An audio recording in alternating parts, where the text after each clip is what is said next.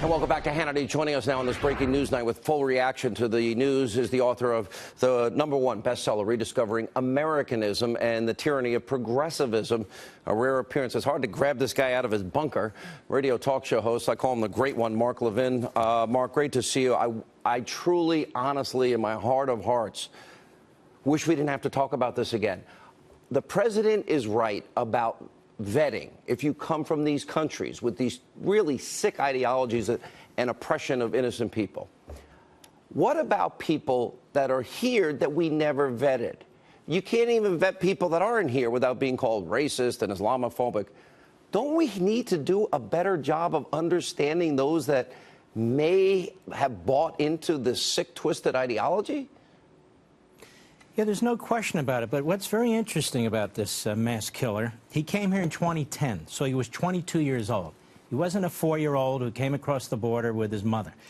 He came here, he was 22 years old, and he came under a program called the Diversity Visa Program. I started digging into this. You know what that is, Sean? It's a lottery program. It's been in existence for some time. 50,000 people a year come in here through the Diversity Visa Program.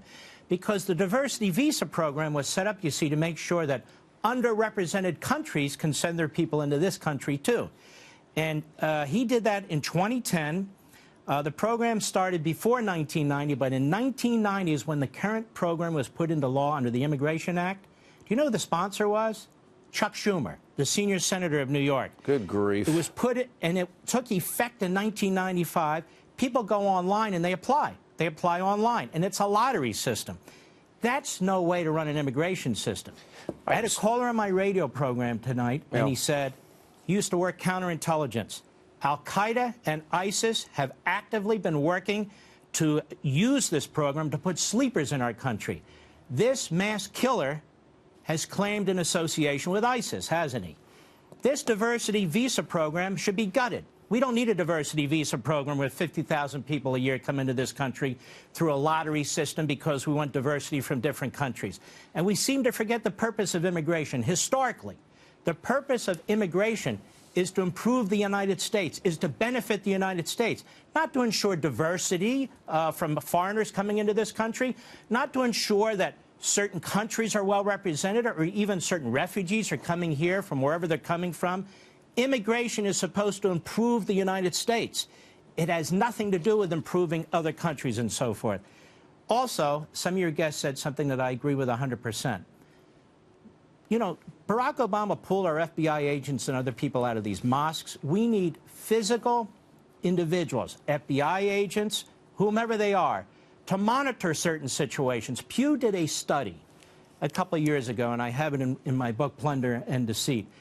Pew, not me, Pew did a study. They surveyed American Muslims throughout the country. Over 80% of them said not enough is being done by the leadership in their own community in the United States to tap down the violent rhetoric and so forth. 5% said that, of people who are here, 5% said violence is acceptable. Now, the vast majority say no, and we keep saying the vast majority say no. But when are we going to have an honest discussion about this? We have discussions about race every other day. We have discussions about everything every day. But this issue is taboo because people don't want to destroy their careers, or we're told that you're a bigot if you bring it up. We're not a bigot if we bring it up. We're not condemning Muslims. We're condemning people who promote violence. And when they yell what they yell after they attack people, they've confessed. They've self-identified as to who they are. So in many respects, it is an immigration issue. You know, Mark, it seems so basic. It seems so fundamental. It's what we call simple common sense. And that is that, okay, in light of the death, the destruction, the stated intent to kill innocent men, women, and children in the name of this fanatical, radical Islamic ideology, to me, it's basic common sense. That if you want the honor of getting into this country, one, you should do it legally. Two, we just need to know that you're not going to want to kill us. And similarly, we probably have let many people in that do have extreme ideologies. Now, you're a constitutional authority. How do you do this? Thread the needle between the use of intelligence, vetting people, protecting the Fourth Amendment, their constitutional rights, and also protecting the American people. It's a harder question than it seems on the surface. It's a harder question because you do have due process rights in some respects, depending on the status of the individual, okay?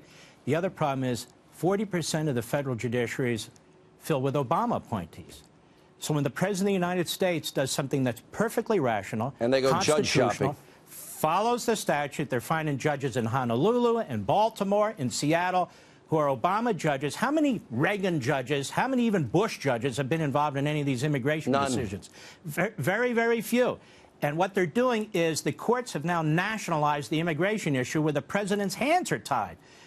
This is absurd. I mean, these are the same leftists who used to cheer FDR and claim that he's the greatest president in American history. FDR was rounding up Japanese Americans, Americans of Japanese descent, and they love FDR. Donald Trump is following the Constitution, following the statute, trying to protect America. I mean, we even have a federal judge who talks about due process rights for aliens before they even come to the United States to determine whether they should be here. This is progressivism gone nuts, and it's going to kill a lot more people. And you would have thought after 9/11 that people would take this issue of immigration seriously. Immigration is about national security, and you're exactly right. Once people get into the country, it becomes far more complicated. So you want to stop them at the border.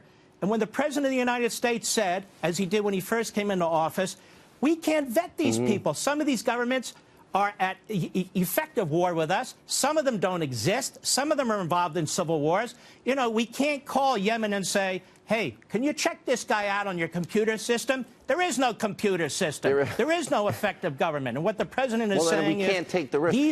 You can't bring people in from these countries until we figure out what's going on. You know, it's so funny what you said about this president being constitutional, because on the issue of DACA, it was Barack Obama who said, I don't have the power to act unilaterally, and it was President Trump that respected co-equal branches of government, separation of powers, things you discuss all the time. All right, we're running out of time. I want to get into a couple of issues. We have this whole Uranium One scandal. Our national security was sold out. Now we learn that Mueller, Rosenstein, Holder all knew about bribery, racketeering, extortion, money laundering, all happening in 2009. Holder still signed off on it. Mueller's investigating it. Mueller's appointed by Rosenstein. Between that and the Trump dossier that Clinton, the DNC, and Obama paid for, bought and paid for, Russian lies, propaganda to impact the American people on an election, I've got to know what you think about this, because to me, there is the real Russia conspiracy collusion. Well, it's worse than collusion, isn't it? You know, 50, 60, 70 years ago, if any politicians, any administration had conferred control over 20% of America's uranium to the Russians, what do you think would happen? What do you think would happen? I mean, that would be considered an absolute, unbelievable act of treason. Now, I use this word treason because the Democrats made it popular when they were attacking Donald Trump Jr. for having a meeting.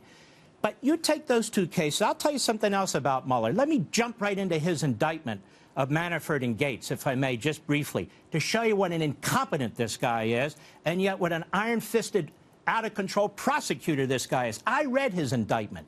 It's irrational. First, he uses a marquee above one of the segments says, conspiracy against the United States. Now, most normal prosecutors put conspiracy, but he puts it out for the press because the press is stupid and the press wants to say what Mueller's saying. Conspiracy against the United States, like he's one of the Rosenbergs or something, which, of course, Manafort and Gates are not. Let's take a look quickly at the money laundering. To evade taxes is one of the reasons, right? But they don't charge them with tax evasion. So you're evading taxes and you don't charge them with tax evasion? What's that all about? Honestly, I don't know. To evade registering as a foreign agent. To evade registering as a foreign agent so he's laundering money, that charge is almost never brought. And if it is, you know what it is? It's a misdemeanor. Yeah, exactly. So you're telling me a man commits a felony to cover up a misdemeanor? That doesn't make a hell of a lot of sense to me. Then we talk about foreign bank accounts. They're unreported, right? We got 20 more, 20 seconds. Were taxes paid on those funds? Yeah. Were taxes paid on those funds? Well, he didn't charge them with tax evasion. I guess they were. I don't know. Money laundering. You've got to have... I got to roll, Mark. Money... Yeah. All right, go ahead. Listen, I'd love to have you more. Come back more often.